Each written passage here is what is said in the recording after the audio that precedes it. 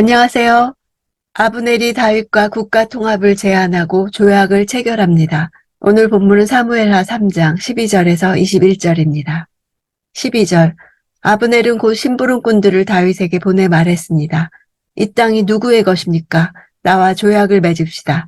내가 당신을 도와 온 이스라엘을 당신에게 돌려드리겠습니다. 원문으로는 당신의 조약이라고 되어 있어서 조약에 있어서 주종 관계를 명백히 하고 있습니다. 즉 아브넬은 다윗을 주로 삼고 자신은 그것을 따르는 종이 되겠다는 뜻을 밝힌 것입니다. 13절. 다윗이 말했습니다. 좋다. 내가 너와 조약을 맺겠다. 그러나 조건이 하나 있다. 내가 나를 보러 올 때 사울의 딸 미갈을 먼저 데려오지 않고서는 내 얼굴을 보지 못할 것이다. 사울의 딸 미갈을 아내로 두는 것은 다윗 통치의 정당성을 확보하는데 매우 중요한 일이었습니다. 객관적으로도 왕위 계승의 정통성과 합법성이 명확히 부여되기 때문입니다. 그러나 다윗과 미갈이 재결합했으나 미갈은 아이를 가지지 못함으로써 하나님께서는 다윗과 사울 집안이 혈연적으로 엮이지 않도록 하셨습니다. 14절. 그러고 나서 다윗은 사울의 아들 이스보셋에게 심부름꾼들을 보내 이렇게 말했습니다. 내 아내 미갈을 주시오. 그녀는 내가 블레셋 사람 100명의 포피를 대가로 바치고 결혼했던 사람이요.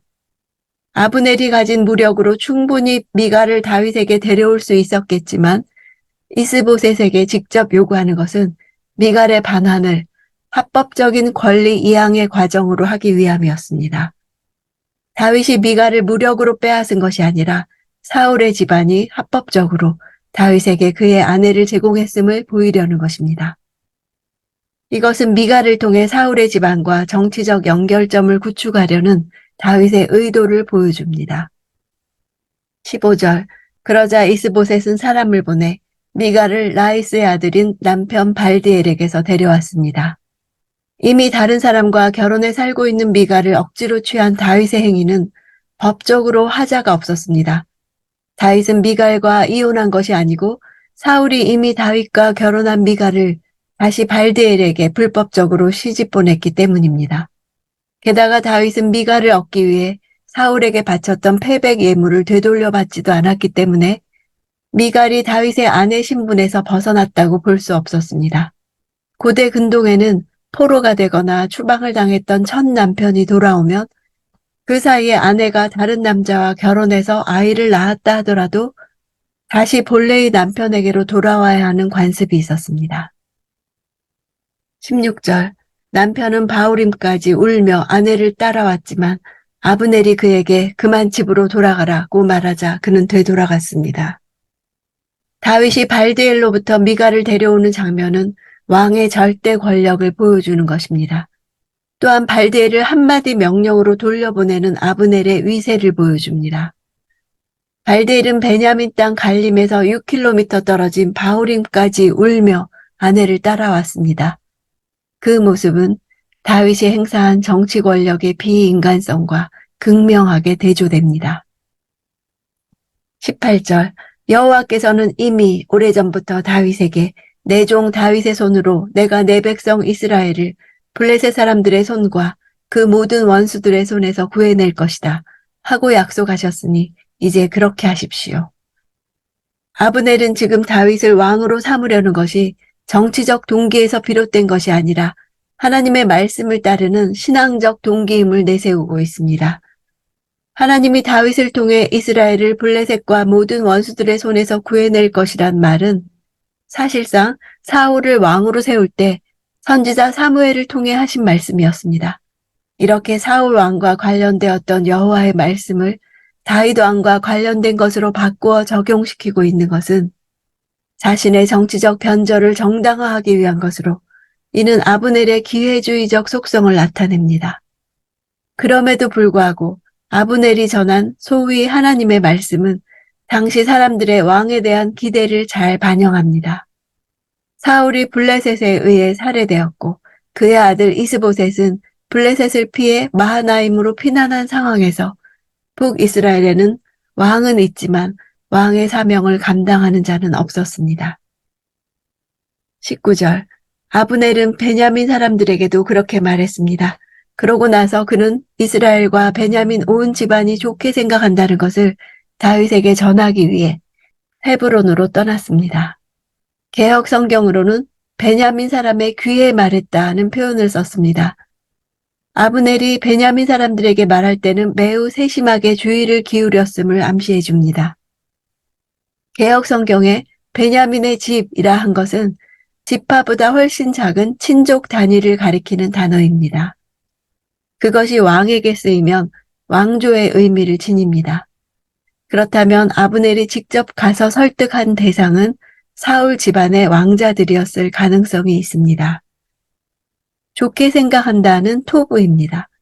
다윗이 왕 되는 것을 합당한 것으로 여겼다는 것입니다. 다른 지파도 아니고 사울 왕의 출신 지파인 베냐민 지파가 모두 다윗이 왕이 되는 것을 좋게 여겼다는 것은 모든 민심이 다윗에게 기울었다는 확실한 증거입니다. 20절 아브넬이 그의 부하 20명과 함께 헤브론에 있는 다윗에게 가니 다윗은 아브넬과 그의 부하들을 위해 잔치를 베풀어 주었습니다. 두 사람이 함께 먹는 것은 언약적인 의미가 있습니다. 당시 사람들이 계약을 체결하고 나면 함께 음식을 나누는 풍습이 있었습니다. 다윗이 이러한 잔치를 아브넬에게 베푼 것은 쌍방 간의 정치적 협상이 성공적으로 이루어졌음을 나타냅니다. 21절 아브넬이 다윗에게 말했습니다. 내가 일어나 당장 가서 내 주인 왕을 위해 온 이스라엘을 불러 모아 왕과 조약을 맺도록 하겠습니다. 그러면 왕이 원하시는 대로 모두 다스릴 수 있을 것입니다. 그러자 다윗은 아브넬을 보내주었고 그는 평안히 돌아갔습니다. 평안히 돌아갔다는 말은 이후 3번이나 반복되어 나오면서 다윗이 아브넬의 안전을 보장해 준 사실이 강조되고 있습니다. 그러나 아브넬이 다윗으로부터 보장받은 이 안전은 요압으로 인해 물거품이 됩니다. 즉 아브넬의 죽음에 대해 다윗은 전혀 책임이 없다는 사실을 드러내면서 인간적인 방법을 통해서 이루어진 안전은 언젠가는 무너질 수밖에 없는 불완전한 것임을 말해줍니다. 다윗이 이스보셋의 왕국을 흡수해서 이스라엘의 왕이 되는 것은 분명히 하나님의 정해진 뜻입니다. 그리고 하나님의 뜻을 이루기 위해 당시 관습이 허락하는 범위 내에서 정치적 행위를 하는 것이 흠이 될 수 없습니다.